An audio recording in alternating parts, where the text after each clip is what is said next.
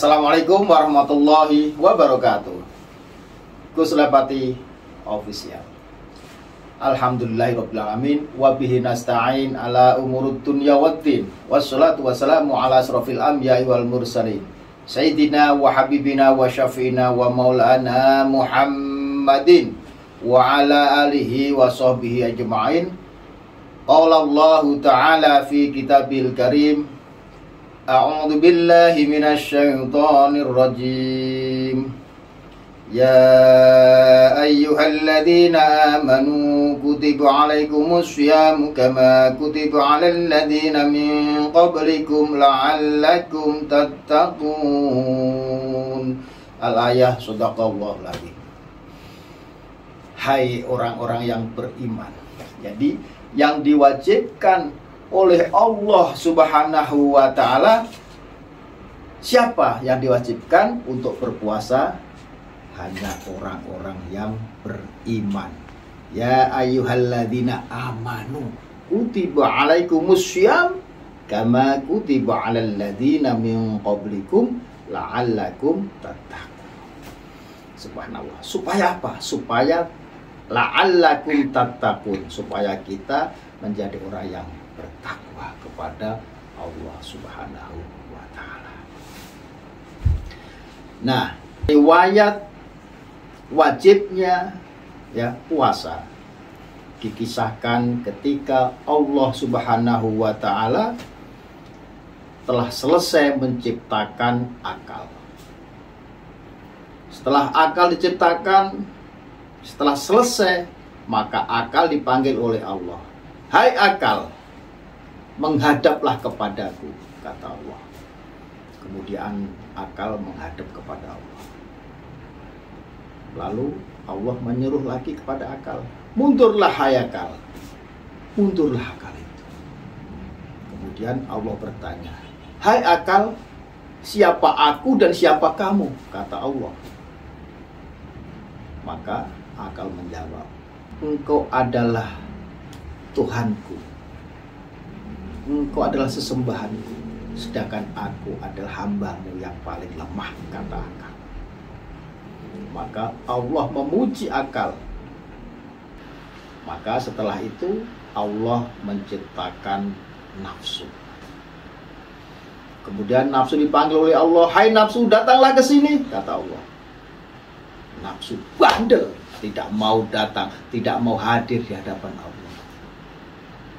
Kemudian Allah bertanya kepada nafsu, hai nafsu, siapa aku dan siapa kamu? Kata Allah. Maka nafsu menjawab, kamu ya kamu, aku ya aku. Kurang ajar tuh nafsu. Maka Allah marah. Kemudian dilemparlah ke dalam neraka jahanam selama 100 tahun. Ketika sudah disiksa di dalam api neraka jahanam, diambillah nafsu menghadap kepada Allah. Kemudian Allah bertanya, hai nafsu, siapa aku dan siapa kamu? Kata Allah. Tidak jauh berbeda dari jawabannya nafsu yang tadi telah ditanyakan oleh Allah. Apa jawabannya? Engkau ya engkau, aku ya aku, kata nafsu. Maka Allah akhirnya marah lagi. Dan saat ini nafsu dihukum lagi, disiksa lagi, dilempar ke dalam neraka lapar selama 100 tahun. Setelah 100 tahun, nafsu diambil dan dihadapkan kepada Allah. Akhirnya ditanya oleh Allah, hai nafsu, siapa aku dan siapa kamu? Kata Allah. Akhirnya berkat berpuasa selama 100 tahun di dalam neraka lapar, nafsu sadar dan tobat, dan akhirnya menjawab, ya Allah, sambil nangis, ya Allah, engkau adalah Tuhanku, sesembahanku yang menciptakan semua, seluruh alam semesta, langit dan bumi seisinya, yang kuasa. Tetapi aku adalah hambamu yang paling lemah, yang paling hina ya Allah. Subhanallah.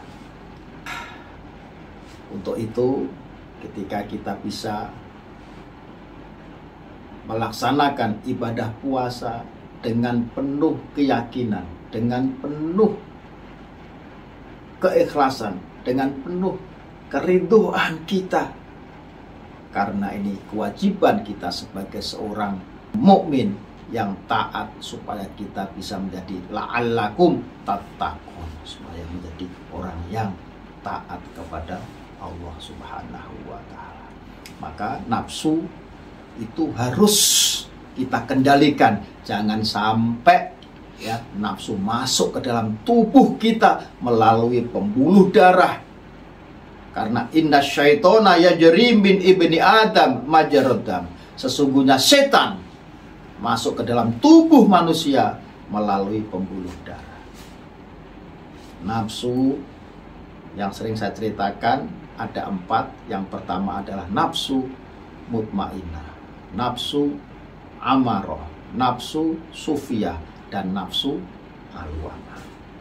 Maka di Islam diajarkan supaya kita bisa memerangi hawa nafsu, yaitu lewat puasa. Ya, supaya apa? Kita bersih semua dari nafsu itu, ya, dari kejahatan itu. Alam ahad ilaikum ya bani Adam alla ta'budu syaitan innahu lakum aduwwum. Bukankah aku telah memerintahkan kepadamu, hai bani Adam, supaya tidak menyembah setan. Innahu lakum aduwwum mubin. Sesungguhnya setan adalah musuh yang nyata bagi kamu. Artinya apa? Dari situ kita bisa membentengi daripada nafsu-nafsu, termasuk setan yang mau merusak keimanan kita. Kita bentengi dengan puasa di bulan Ramadan. Semoga bermanfaat. Terima kasih. Assalamualaikum warahmatullahi wabarakatuh.